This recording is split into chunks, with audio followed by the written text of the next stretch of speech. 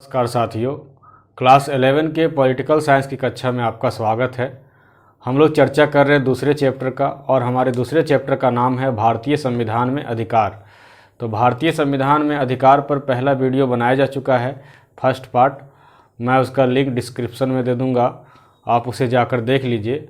हम लोगों ने पहले वीडियो में 5 मौलिक अधिकारों की चर्चा की थी। आज हम लोगों को अंतिम मौलिक अधिकार की चर्चा करना है। इसके साथ ही राज्य के नीति निर्देशक तत्व और मौलिक अधिकारों की भी चर्चा हम लोग करेंगे। तो चलिए चलते हैं हम लोग छठे मौलिक अधिकार की तरफ। तो हमारा छठा मौलिक अधिकार है संवैधानिक उपचार का अधिकार, जिसे कॉन्स्टिट्यूशनल रिमेडीज भी कहते हैं। तो कॉन्स्टिट्यूशनल रिमेडीज अर्थात अगर ये छठा अधिकार संवैधानिक उपचार का अधिकार ना दिया जाए तो हमारे वो पहले के जो 5 अधिकार हैं, समानता के अधिकार, स्वतंत्रता के अधिकार, धार्मिक स्वतंत्रता का अधिकार, ये सारे अधिकार बेकार हो जाएंगे। वो केवल किताब में रह जाएंगे, वो किताब के पन्नों में सिमट करके रह जाएंगे। संवैधानिक उपचार का अधिकार उन सभी अधिकारों की रक्षा की बात करता है, उन सभी अधिकारों की रक्षा की गारंटी दिलाता है। और इसका वर्णन हमारे संविधान के अनुच्छेद 32 में है। अनुच्छेद 32 में न्यायालय को यह अधिकार दिया गया है कि अगर देश के किसी भी नागरिक के मौलिक अधिकारों का हनन होता है तो वो रीट जारी कर सकता है। अनुच्छेद 32 आर्टिकल 32 इतना महत्वपूर्ण है कि डॉक्टर अंबेडकर ने इसे संविधान की आत्मा कहा। अर्थात अगर आर्टिकल 32 को निकाल दिया जाए तो डॉक्टर अंबेडकर के अनुसार बाकी सारे अनुच्छेद, बाकी सारे भाग बेकार हो जाएंगे। क्योंकि अगर आपको अधिकार मिला जुबानी या लिखित, लेकिन अगर उसकी रक्षा ही ना हो सके तो वैसे अधिकार किस काम के। तो आर्टिकल 32 संवैधानिक उपचार का अधिकार देता है हम लोगों को कि अर्थात कि अगर हम लोगों का अधिकार का कहीं हनन होता है तो हम लोग सीधे उच्च न्यायालय या उच्चतम न्यायालय जा सकते हैं। मौलिक अधिकारों की सुनवाई एक उल्लेखनीय बात है कि जिला न्यायालयों में या लोअर कोर्ट्स में नहीं होती है, यह कम से कम हाई कोर्ट या सुप्रीम कोर्ट में होता है। आर्टिकल 32 में यह प्रावधान है। एक आर्टिकल 226 है, 226, उसमें हाई कोर्ट को अतिरिक्त अधिकार मिला हुआ है कि वो इसके तहत भी रीट जारी कर सकता है। तो कुल मिलाकर के हमारे संविधान में न्यायालयों को 5 तरह के रीट जारी करने का अधिकार है, जिसमें बंदी प्रत्यक्षीकरण, परमादेश, अधिकार परीक्षा, निषेध आदेश और उत्प्रेषण है। तो ये 5 जो है रीट बहुत ही इम्पॉर्टेंट है, इसे आप याद कर लीजिए। बंदी प्रत्यक्षीकरण, परमादेश, निषेध आदेश, अधिकार परीक्षा और उत्प्रेषण। तो चलिए हम लोग चलते हैं इन 5 रीट्स के बारे में, जानते हैं कि ये 5 रीट है क्या। तो पहला जो रीट है वह है बंदी प्रत्यक्षीकरण। नाम से ही स्पष्ट है, बंदी प्रत्यक्षीकरण, बंदी को प्रत्यक्ष करो। अर्थात अगर किसी व्यक्ति को सरकार ने, पुलिस ने इलीगल रूप से बिना कोई वजह के गिरफ्तार कर लिया है तो ये रीट लगाया जा सकता है उस व्यक्ति के द्वारा, या न्यायालय खुद भी इसे संज्ञान में ले सकता है कि किसी व्यक्ति की गिरफ्तारी अगर हुई है और उसे न्यायालय के समक्ष प्रस्तुत नहीं किया गया है तो न्यायालय उसे सशरीर अपने समक्ष प्रस्तुत करने के लिए कहेगा और उसकी इंक्वायरी करेगा और देखेगा कि ये जो गिरफ्तारी है सचमुच में सही है या गलत। अगर न्यायालय को गिरफ्तारी सही लगेगी तो फिर वो व्यक्ति हिरासत में ही रहेगा, और अगर अनुचित लगेगा तो उसे तुरंत रिहा करने का आदेश देगा। अर्थात यह बंदी प्रत्यक्षीकरण, जिसे कि हैबियस कॉर्पस कहते हैं इंग्लिश में, यह पुलिस और सरकार को दिया जाने वाला आदेश है। बहुत ही महत्वपूर्ण है। इस तरह से कोई भी व्यक्ति को इलीगल रूप से, गलत तरीके से फंसाया, झूठ मुकदमे में फंसाया नहीं जा सकता है। दूसरा है हमारा परमादेश। परमादेश जिसे मैंडामस भी कहते हैं। तो ये ऐसा रीट है परमादेश जब अदालत को यह लगता है कि कोई अधिकारी अपने दायित्वों का निर्वहन नहीं कर रहा है, वो जानबूझ करके उसमें कोताही बरत रहा है, तो उस अधिकारी को परमादेश रीट जारी करता है। अर्थात अगर कोई व्यक्ति किसी के मौलिक अधिकार का हनन हो रहा है और उसको संवैधानिक या कानूनी दायित्व जो उस ऑफिसर का बनता है और वह ऑफिसर अगर अपने दायित्व को नहीं निभा रहा है तो अदालत परमादेश रीट जारी कर सकती है। फिर है निषेध आदेश। निषेध आदेश अदालत अपने लोअर कोर्ट्स को जारी करती है। जैसे बहुत सारे लोअर कोर्ट्स अगर अपने अधिकार क्षेत्र से बाहर जाकर के काम करते हैं तो अदालत वैसे कंडीशन में लोअर कोर्ट से पूछती है कि आप अपने अधिकार क्षेत्र से बाहर कैसे काम कर रहे हैं, उसको वह काम करने से मना करता है। यह है निषेध आदेश, प्रोहिबिशन। फिर है अधिकार परीक्षा। बहुत सारे आयोग हमारे देश में हैं, बहुत सारे पद क्रिएट किए गए हैं, संवैधानिक पद और भी बहुत सारे पद। तो अगर किसी पद पर सभी का कुछ शर्त है कि उस शर्त को अगर आप पूरा करते हैं तो अभी आप उस पद पर जा सकते हैं। कुछ अगर आपके साथ है, जैसे हम लोग देखते हैं कि बहुत सारे पदों में नियुक्त होने से पहले उसमें बोला जाता है कि कोई लाभ का पद ना हो, या बहुत सारे पदों के साथ यह शर्त होता है कि अगर आप उस पद को धारण करते हैं तो उसके अतिरिक्त दूसरे पद को धारण नहीं कर सकते। लेकिन कभी कभी इसकी अनदेखी की जाती है। तो अदालत अधिकार परीक्षा के तहत किसी भी व्यक्ति की इलीगल पोस्टिंग या अनुचित पोस्टिंग पर सवाल खड़ा कर सकती है, रीट जारी कर सकती है कि आप इस पद पर कैसे नियुक्त हुए हैं और इस पद पर आप कैसे काम कर सकते हैं। उसकी नियुक्ति को तुरंत प्रभाव से समाप्त किया जा सकता है। फिर है उत्प्रेषण, जिसे क्यू वारंटो कहते हैं। जब कोई निचली अदालत या कोई लोअर रैंक का ऑफिसर अपने अधिकार क्षेत्र से बाहर जाकर के कोई काम करता है तो अदालत क्यू वारंटो अर्थात उत्प्रेषण रिट जारी करती है और उसमें कहती है कि आप तुरंत इस मामले को छोड़ें और उसे ऊपरी अदालत या ऊपर के ऑफिसर के पास उसे ट्रांसफ़र करती है। तो इस प्रकार ये 5 रीट हैं। बंदी प्रत्यक्षीकरण, नाम से यह स्पष्ट है कि बंदियों को हाजिर करने के लिए अदालत कह सकती है। फिर परमादेश है कि किसी ऑफिसर को अगर उसके कार्रवाई में, उसके एक्शन में कोई फॉल्ट नज़र आता है जिससे कि किसी मौलिक अधिकार का हनन होता है किसी व्यक्ति का, तो वहाँ जारी कर सकती है। निषेध आदेश है कि अधिकार क्षेत्र का अतिक्रमण अगर कर रहा है कोई अदालत तो वहाँ जारी कर सकता है। फिर अधिकार परीक्षा है कि किसी की इलीगल या अनुचित पोस्टिंग पर अदालत जो है उसको हटा सकता है उस पद से। और फिर है उत्प्रेषण कि किसी निचली अदालत या अधिकारी से मामले को ऊपरी अदालत में मंगा सकता है। तो इस प्रकार के 5 आदेश हैं। ये बहुत ही इम्पॉर्टेंट क्वेश्चन है कंपटीशन के लिए भी, और क्लास 11 के लिए 5 रीट्स के बारे में लिखने के लिए दे दिया जा सकता है, उसका वर्णन करने के लिए दिया जा सकता है। या फिर पूछा जा सकता है कि ये जो अधिकार परीक्षा के तहत क्या होता है। 4 ऑप्शन दे दिया जाएगा कि बंदियों को सामने लाने के लिए कहा जा सकता है, निचली अदालत से ऊपरी अदालत में मामले मंगाए जा सकते हैं। इस तरह करके 4 ऑप्शन दे दिया जा सकता है। तो इसमें लोग कंफ्यूज बहुत करते हैं। तो आप सभी के नाम के साथ कि उसमें क्या क्या है इस रीट का मतलब, उस रीट को आपको जानना होगा, हिंदी में भी अंग्रेजी में भी। तो इस प्रकार मुझे पूरी उम्मीद है कि आपने रीट्स को जान लिया। तो मौलिक अधिकारों की रक्षा के लिए जो सबसे कारगर आर्टिकल है 32 और सबसे कारगर अधिकार है संवैधानिक उपचार का अधिकार, ये समझ में आ गया। मौलिक अधिकारों की रक्षा के लिए हमारे देश में और भी बहुत सारे संगठन बने हैं, जैसे राष्ट्रीय अनुसूचित जाति और जनजाति आयोग हैं। सबसे अच्छा उदाहरण राष्ट्रीय मानवाधिकार आयोग है, अल्पसंख्यक आयोग है, राष्ट्रीय महिला आयोग है।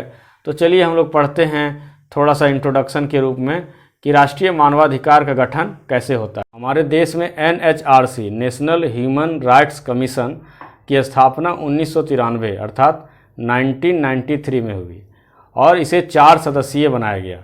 इसमें एक सुप्रीम कोर्ट के पूर्व मुख्य न्यायाधीश होते हैं, रिटायर्ड चीफ जस्टिस, एक किसी हाई कोर्ट के रिटायर्ड चीफ जस्टिस होते हैं और 2 व्यक्ति ऐसे होते हैं जिसे मानवाधिकारों का ज्ञान या व्यवहारिक अनुभव होता है। तो इस प्रकार 4 सदस्यीय NHRC है हमारे देश में। अब NHRC national human rights commission का बहुत ही ज़्यादा प्रभाव है मौलिक अधिकारों की रक्षा के क्षेत्र में। मानवीय अधिकारों की रक्षा के क्षेत्र में कहा जाए, ये किन मामलों में सुनवाई करते हैं, इसकी चर्चा हम लोग हमेशा टीवी और न्यूज़पेपर में देखते रहते हैं कि अगर हिरासत में किसी की मृत्यु हो जाती है या फिर जेलों में बंदियों की स्थिति क्या है, या जेल में अगर हत्या बलात्कार जैसे मामले हो जाते हैं, या कहीं पर बच्चों को का व्यापार होता है, उसकी तस्करी होती है। तो इन सारे मामलों में NHRC जो है, राष्ट्रीय मानवाधिकार आयोग है, वह खुद भी संज्ञान ले सकती है या पीड़ित व्यक्ति भी आवेदन दे सकता है। तो उसकी इंक्वायरी करके यह सरकार को और अदालत को जो दोषी व्यक्ति है उस पर मुकदमा चलाने के लिए कह सकता है। तो NHRC जो है वो हमारे देश में मानवाधिकार और कहें कि मौलिक अधिकारों की रक्षा का एक बहुत बड़ा संगठन है, संस्था है। और एनएचआरसी का काम भी बहुत अच्छा है, हालांकि सरकारें इनसे परेशान रहती हैं कभी कभी, लेकिन ठीक है, एनएचआरसी मानवाधिकारों की रक्षा के लिए काम कर रही है। अब इसी प्रकार एक और प्रावधान है हमारे देश में, वो है डीपीएस। डीपीएस का मतलब डायरेक्टिव प्रिंसिपल ऑफ स्टेट, राज्य के नीति निर्देशक तत्व। हमारे देश में मौलिक अधिकारों के अलावे भी नागरिकों को कुछ अधिकार मिले हैं, जिसे राज्य के नीति निर्देशक तत्व कहते हैं। ये ऐसे अधिकार हैं जो मौलिक अधिकारों की तरह न्यायालय में वाद योग्य नहीं है, अर्थात न्यायालय में आप उस पर मुकदमा नहीं लड़ सकते हैं कि सरकार ने मेरे इस अधिकार को या मेरे इस विकास के कार्य को क्यों नहीं किया, हमारे प्रगति के काम को क्यों नहीं किया। नीति निर्देशक तत्व जो है वो राज्य को निर्देश के रूप में मिला है। यह एक लोक कल्याणकारी राज्य की स्थापना के लिए, एक समाजवादी राज्य की स्थापना के लिए हमारे संविधान में वर्णित किया गया है। इसमें राज्यों को कुछ निर्देश दिया गया है जिससे वो अपने नागरिकों के कल्याण के लिए काम कर सकता है, लेकिन ये उनके संसाधन और क्षमता पर निर्भर करता है। आप इसके लिए न्यायालय नहीं जा सकते हैं। यही मौलिक अधिकार और राज्य के नीति निर्देशक तत्वों में अंतर है। तो राज्य के नीति निर्देशक तत्व हमारे संविधान के भाग 4 में है। जैसे ही मौलिक अधिकार खत्म होता है, नीति निर्देशक तत्व शुरू होता है। मौलिक अधिकार हमारे संविधान में अनुच्छेद 12 से 35 तक है और राज्य के नीति निर्देशक तत्व 36 से 51 तक है। मौलिक अधिकार संविधान के तीसरे भाग में है और नीति निर्देशक तत्व राज्य के हमारे संविधान के चौथे भाग में है। ये 12 से 35, ये 36 से 51। ये वाद योग्य नहीं है। और एक प्रश्न बहुत ही वीवीआई है, कंपटीशन में पूछे जाते हैं कि राज्य के नीति निर्देशक तत्व किस संविधान की प्रेरणा से ली गई है। तो ये हमारे देश में आयरलैंड के प्रेरणा से ली गई है। राज्य के नीति निर्देशक तत्व जो हैं वो आयरलैंड के प्रेरणा से ली गई है। इसमें अंतर यही है कि ये वाद योग्य नहीं है, ये सरकार अपनी मर्जी से, अपनी क्षमता के अनुसार, अपने संसाधन के अनुसार पूरा करती है। तो इसमें क्या क्या बातें हैं, राज्य के नीति निर्देशक तत्व में क्या क्या बातें हैं? इसमें बातें हैं राज्य के आर्थिक विकास का, राज्य के सामाजिक विकास का, यहाँ तक कि अंतर्राष्ट्रीय शांति और सद्भाव की बात भी की गई है। इसके इम्प्लीमेंटेशन को देखिए कि इसको कहाँ कहाँ कैसे सरकार ने व्यवहारिक रूप में उतारा है। हमारे देश में आज़ादी हो गई थी लेकिन ज़मींदारी प्रथा बहुत हावी थी। तो ज़मींदारी प्रथा के उन्मूलन एक तरह से कहें नीति निर्देशक तत्व को ही पूरा करना था। आज हमारे स्कूलों में, सरकारी विद्यालयों में एमडीएम चलता है, मध्याह्न भोजन चलता है। यह भी नीति निर्देशक तत्व का एक व्यवहारिक रूप है। इंदिरा गांधी ने 1969 में बैंकों का राष्ट्रीयकरण किया था, कोयला खदानों का राष्ट्रीयकरण किया था। ये सब नीति निर्देशक तत्व का ही व्यवहारिक रूप है। तो नीति निर्देशक तत्व और मौलिक अधिकारों में कभी कभी टक्कर हो जाती है। नीति निर्देशक तत्व को पूरा करने के चक्कर में किसी किसी के मौलिक अधिकार का हनन हो जाता है। लेकिन न्यायालय ने यह स्पष्ट किया है कि व्यक्तिगत हित से सामाजिक हित ज़्यादा ऊपर है, सर्वोपरि है। और केशवानंद भारती केस में अदालत ने यह स्पष्ट किया कि राज्य किसी संविधान के मौलिक ढांचे में परिवर्तन तो नहीं कर सकती है, लेकिन वो और भी सुधार कर सकती है। तो इस प्रकार ये जो हमारे राज्य के नीति निर्देशक तत्व हैं, ये भी कंपलसरी हैं और उम्मीद की जानी चाहिए कि जैसे जैसे सरकार के संसाधन बढ़ेंगे, सरकार की कुशलता बढ़ेगी, नागरिक जागरूक होंगे, तो ये हमारे नीति निर्देशक तत्व भी ज़्यादा से ज़्यादा धरातल पे उतारे जाएंगे। आज पंचायती राज की स्थापना हो चुकी है जो कि नीति निर्देशक तत्व में थे। अभी टारगेट जो चल रहा है कि समान नागरिक संहिता हमारे देश में लाया जाए, जहाँ तक कि अभी हमारे देश में अलग अलग धर्मों के लिए अलग अलग कुछ कानून हैं, विवाह तलाक आदि के लिए। तो निर्देशक तत्वों में ये भी बात है।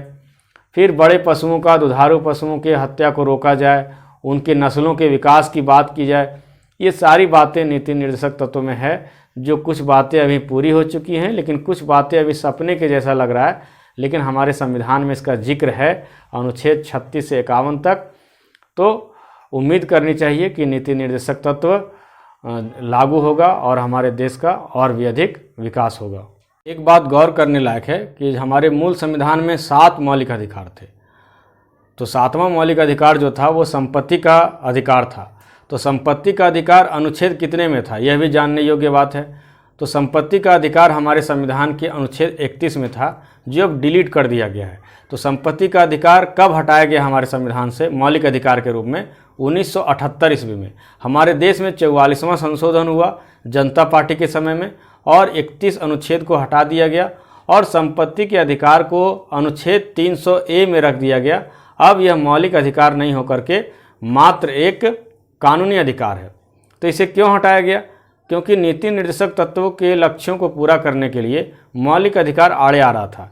जब हमारे देश में जमींदारी प्रथा को समाप्त किया जा रहा था और हमारे देश में प्रीवी पर्स था, तो प्रीवी पर्स, इसके बारे में भी थोड़ा सा जानना जरूरी है कि जब हमारा देश समाहित हो रहा था, हमारा देश संगठित हो रहा था, आज़ाद हो रहा था, तो उस समय बहुत सारे देसी रियासत थे, बहुत सारे राजघराने थे जो इंडिया में नहीं मिलना चाहते थे।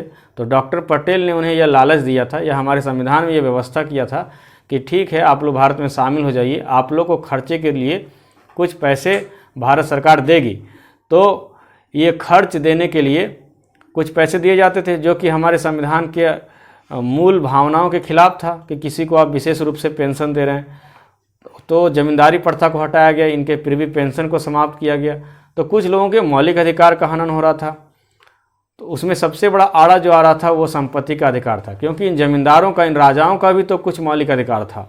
इसलिए संपत्ति के अधिकार को मौलिक अधिकार से हटा करके अब यह एक केवल कानूनी अधिकार रह गया है। यह पहले अनुच्छेद 31 में था और अब यह 300A में एक कानूनी अधिकार के रूप में केवल है। फिर है मौलिक कर्तव्य। जहाँ अधिकार होते हैं वहाँ कर्तव्य आ ही जाते हैं। जब कर्तव्य नहीं कोई करेगा तो अधिकार की भी वो डिमांड नहीं कर सकता। तो मौलिक कर्तव्य लेकिन हमारे संविधान का मूल भाग नहीं था, क्योंकि हमारे संविधान निर्माता बहुत ही उदार थे और उन्हें लगता था कि जब अधिकार मिल जाएंगे तो लोग कर्तव्य अपने आप करेंगे। लेकिन सरकार को फिर ऐसा लगा, इंदिरा गांधी की सरकार को 1976 में इमरजेंसी के समय उन्होंने हमारे संविधान में एक नया अनुच्छेद जोड़ा 51A, और 1976 में ही 42वां संशोधन करके हमारे संविधान में मौलिक कर्तव्यों को जोड़ा गया। कुल मौलिक कर्तव्य उस समय 10 जोड़े गए थे, बाद में एक और जोड़ा गया और अभी कुल 11 मौलिक कर्तव्य हैं। तो यह जानना जरूरी है ऑब्जेक्टिव की दृष्टि से, कंपटीशन की दृष्टि से, कि मौलिक कर्तव्य किस संशोधन में जोड़ा गया। तो ये था 42वां संशोधन। कौन सा ईस्वी था? 1976। कौन प्रधानमंत्री थी? इंदिरा गांधी। मौलिक कर्तव्य कहाँ से प्रेरित है? तो USSR के संविधान से प्रेरित है। इसमें कुछ मौलिक कर्तव्य हैं, जैसे देश की रक्षा, संविधान की रक्षा, राष्ट्रीय प्रतीकों की रक्षा, भाईचारे को बढ़ावा देना, पर्यावरण की रक्षा। तो ये सब कुछ मौलिक कर्तव्य हैं, इन्हें उतना रटना जरूरी नहीं है, लेकिन कुल 11 मौलिक कर्तव्य हैं, ये जान लेना जरूरी है। और ये हमारे USSR के संविधान से प्रेरित था। तो इस प्रकार हमारा यह दूसरा वीडियो, या कहें कि भारतीय संविधान में अधिकार का यह अंतिम वीडियो था। इस प्रकार हमारा दूसरा चैप्टर कंप्लीट हुआ 2 वीडियो में। इस वीडियो में हमने मुख्य रूप से रीट्स की चर्चा की, और जो हमारा अधिकार है संवैधानिक उपचार उसका चर्चा किया, मौलिक कर्तव्य का चर्चा की, राज्य के नीति निर्देशक तत्वों की चर्चा की, संपत्ति के अधिकार की चर्चा की, और थोड़ा सा राष्ट्रीय मानवाधिकार आयोग की भी चर्चा की। तो अगर यह वीडियो आपको अच्छा लगा हो तो आप ज़रूर सब्सक्राइब करें, लाइक करें, कमेंट करें, और इसमें अगर कहीं कोई कमी है तो आप अपने सुझावों को देने से नहीं हिचकें। तब तक के लिए जय हिंद, जय भारत।